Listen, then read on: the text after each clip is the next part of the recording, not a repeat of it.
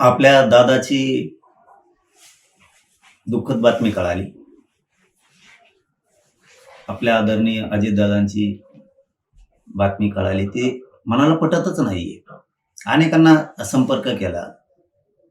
सगळ्यांनी सांगितलं पण चॅनलवरती पण सुरू आहे. तरी पण विश्वासच बसायला तयार नाही, की दादाचं अपघाती दुःखद निधन झालंय म्हणून.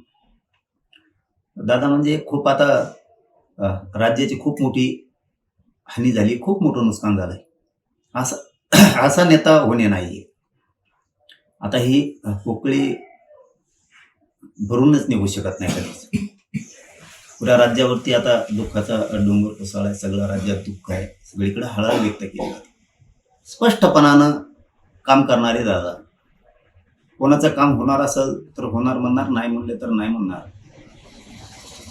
सगळ्याच लोकांचं याच्यामध्ये नुकसान झालंय. सगळ्याच सर्वसामान्य, सगळ्याच सामाजिक प्रश्नाची जाण असणारे, म्हणजे सगळ्याच जाती धर्माच्या लोकांच्या सामाजिक प्रश्नाची जाण असणारे दादा, ती खूप मोठी आता हानी झाली. सगळ्या जाती धर्माचे सामाजिक प्रश्न सोडवण्याचं काम दादा करत राहायचे. ते नुकसान आता कधी भरून निघणार नाहीये. खूप मोठी हानी राजकीय सामाजिक महाराष्ट्रातच नाही तर देशात असा धाडसी निर्णय घेणारे असे दादा पुन्हा होणार नाहीयेत. ही खूप शेतकऱ्यांपासून सर्वसामान्य सामाजिक सगळ्या जाती धर्मांच्या लोकांचं खूप मोठं नुकसान झालंय. आपल्याही समाजाचं खूप मोठं नुकसान झालंय. खूप मोठा सामाजिक राजकीय आधार दादा होते सगळ्यांचा. ही बातमी आत्ताही पटतच नाहीये.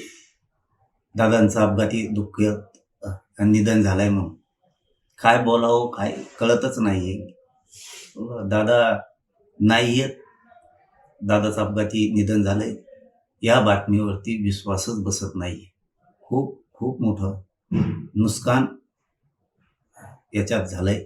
खूप मोठा आधार राज्याचा, आपल्या सामाजिक राजकीय सगळाच खूप मोठं नुकसान झालंय.